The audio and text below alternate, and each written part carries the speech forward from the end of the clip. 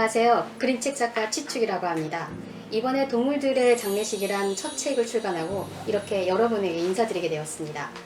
우선 책의 처음에 나오는 돌고래 경우는 2008년도에 울산 앞바다에서 참돌고래 무리가 죽어가는 한 참돌고래를 계속해서 물 밖으로 띄워서 숨을 이어가게끔 하는, 나중에는 그 참돌고래가 밑으로 가라앉을 때까지 그 동작을 또 반복했고, 그 돌고래가 가라앉은 다음에도 나머지 참돌고래 무리들은 그 지역을 맴돌면서 지키고 있었다고 해요. 다른 동물들에 비해서 그 인종을 지키는 어떤 느낌이 굉장히 강했어요. 그래서 시작을 돌고래로 하게 됐죠. 그 다음에 까마귀가 나오게 된 경우는 뭔가 시체라든지 죽음과 관련된 장소에서 제일 먼저 나타나는 동물이 까마귀잖아요. 까마귀를 두 번째 동물로 하게 됐는데요.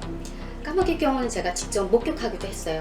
로드킬을 당한 동료가 있었는데 그 주변에 있는 높은 건물에 까마귀 물이 지어가지고 이렇게 거리면서 로드킬 당한 동료를 내려다보고 있었고, 그 중에서 한 마리가 내려와서 그 도로로 통통통 튀어와서 그 동료를 지그시 보다가 부리로 콕콕 찍어보다가 그러다가 다시 이렇게 올라가고, 그런 동작을 반복했어요.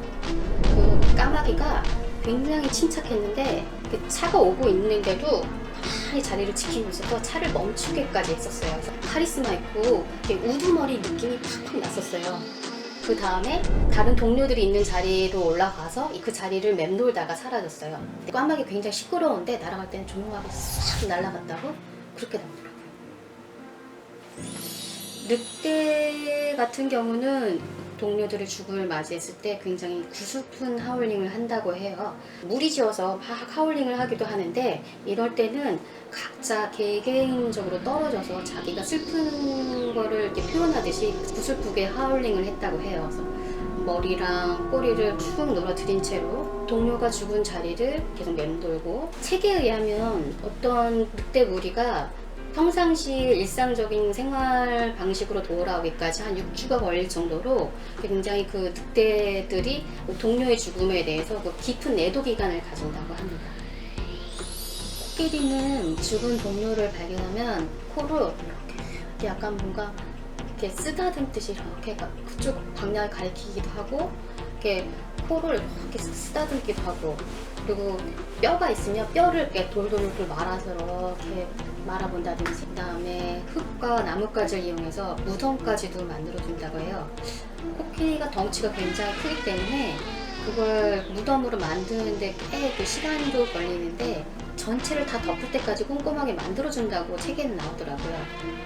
어떤 사육사가 굉장히 잘 돌봐주는 그 코끼리 무리가 있었어요. 근데 그 사육사가 죽으니까 그 매년마다 그 사육사의 죽은 기일마다 그 코끼리 무리가 그 사육사의 집 앞에 찾아와서 애도를 하는 행동을 보이고 떠난다는 거예요. 죽은 날을 기억한다는 거죠? 네, 그렇죠. 그걸 사육자 안다는 거잖아요. 그걸 영상으로 봤을 때 저도 굉장히 가슴이 뭉클했었어요. 그래서 코끼리가 굉장히 영물은 영물이구나. 어떤 동물원은 고릴라가 이렇게 동료가 죽으면 그 고릴라 무리들을 같이 밤을 새고 그 새벽에 이렇게 딱 자리를 만들어줘서 차례 들어가서 그 고릴라하고 작별 인사를 하는 시간을 만들어주는 거를 이렇게 규칙처럼 만든 동물원도 있다고 해요. 네. 새벽에 작별 인사를 하는 어떤 그런 느낌이 이렇게 마지막 발인을 하러 가기 시작할 때 어떤 준비하는 과정 같은 느낌도 있어서, 그래서 고릴라를 맨 마지막 동물로 배치하게 됐어요. 제가 생각하는 동물들의 장례식은 종류가 죽었을 때 관찰되는 동물들이나 동물들이 하는 행동 양식이나 우리가 장례식을 치르면서 하는 행동이 크게 다르지 않다고 느껴집니다. 죽음은 모든 생물들에게서 일어나는 일이고, 새로운 생물과 마주하며 오늘을 살아가는 일도 모든 생물에게서 이어지고 있습니다. 뜻하지 않은 이별에 슬퍼하더라도 우리는 다시 살아가자는 메시지를 전해드리고 싶었습니다. 책의 마지막 부분에 나오는 그 새로운 만남이 여러분들에게 이렇게 희망을 드리기를 기원하겠습니다. 감사합니다.